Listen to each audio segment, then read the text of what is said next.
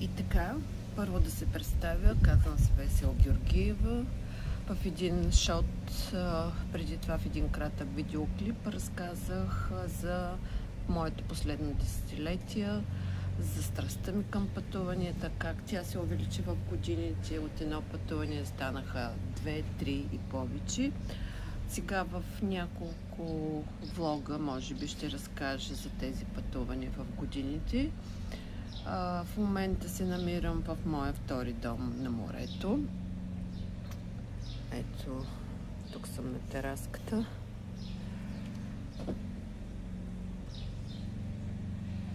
И нека първо по професия съм медицинска сестра, и това да кажа. И нека да започнем с следващото 2016 Санторини.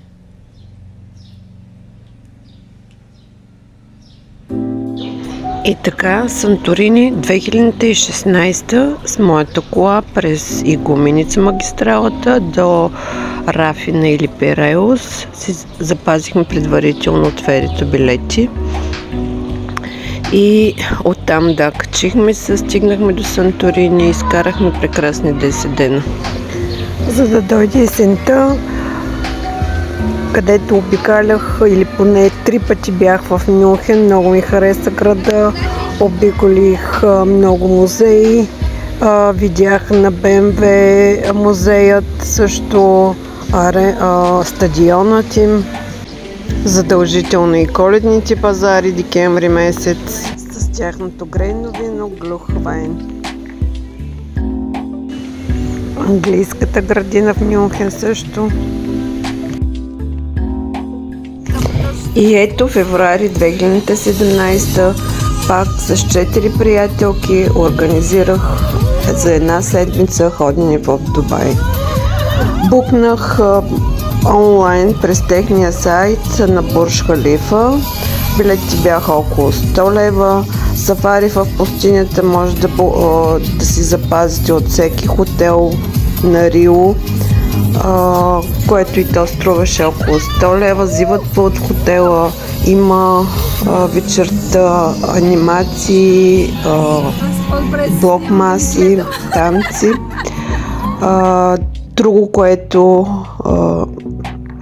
запазихме си Абу Даби, всъщност пътувахме от Бурдейра с автобус. За Бурдж Халифа бих ви посъветвала със сигурност да видите кога започва залеза, половин час преди това. Друго за Дубай, за тогава, което видяхме, освен Абу Даби, Емирейтс и Бялата джамия. Също така Дубай Марина бяхме, Дубай Крик бяхме в старата част, и Атлантис задължително. Последва Бодрум юни месец с кола за една седмица. Там също бяхме и на корабче. И така да стигнем до лятното ни турне през 2017. Пак с моята кола хванахме ферибот от Игуменица до Бриндизи, оттам по магистралата до Няпол, за да обикаляме Амалфийското крайбрежие.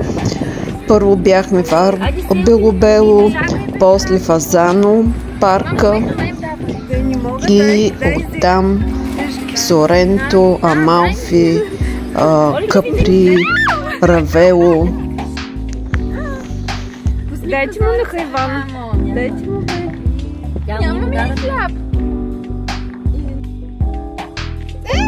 Чакай да го обърна. Как да го обърна?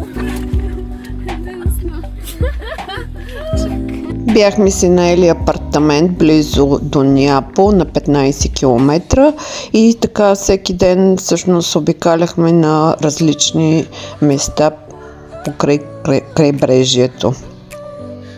Бяхме в най-големите жеги август на 42 градуса, но това не ни попречи да обикаляме.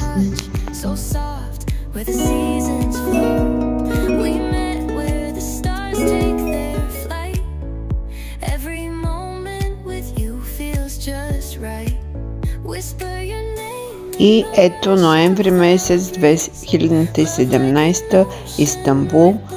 го посетихме за 3 дни.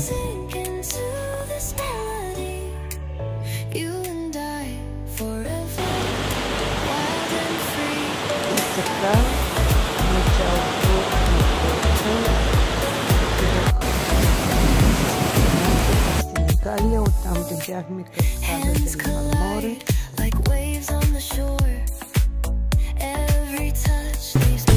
по-късно с дъщеря си организирахме хотелче в Милано, с автобус, град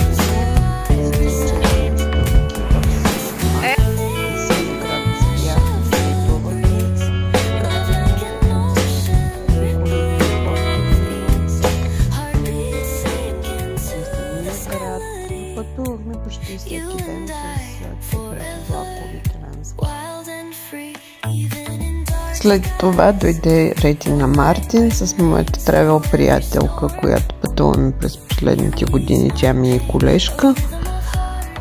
Обиколихме на околностите, забележителности. Интересен е надолу в Турция да се види. Хотелите са като в Кападокия. Къде си? И месец отново се загажа с една приятелка, изколила и релакс, имаше плаж, покупки. За да дойде нашата лятна почивка в Малта. С Луизер летяхме, в Малта спяхме, един приятел ни даде БМВ-то си, което е автоматик и за първи път карах десен волан. Но се справихме, там за първи път видях много кръгове и съответно много обикаляхме по плажовете. Отидахме и в Гозо, другият остров, също така в Камино. Видяхме и Бургун, там изкарахме цял ден, като се наема корабче от пристанището. Валета, столицата, също е много хубава, особено вечер.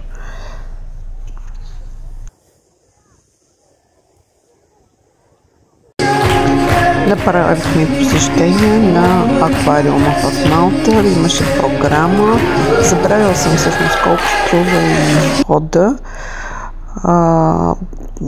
Има и много вличуги, видяхме. Животни и изобщо заслужава си да се отиде, да се види. Тук всъщност си хванахме от другата страна в едно селище Порчул, лодчица, мисля, че по 2 евро беше на човек, и видяхме Валета, столицата, отдолу.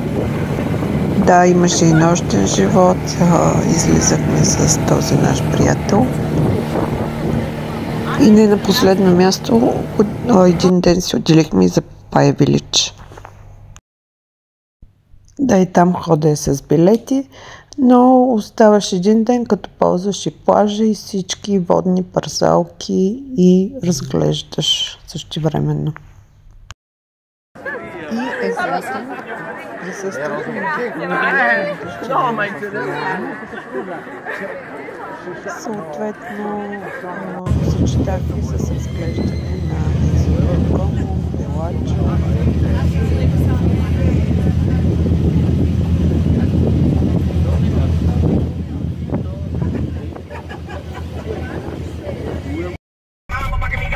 Ето тук слизам. Море от апартаментчето. Долу е Слънчев бряг. Ето го, първият ми влог.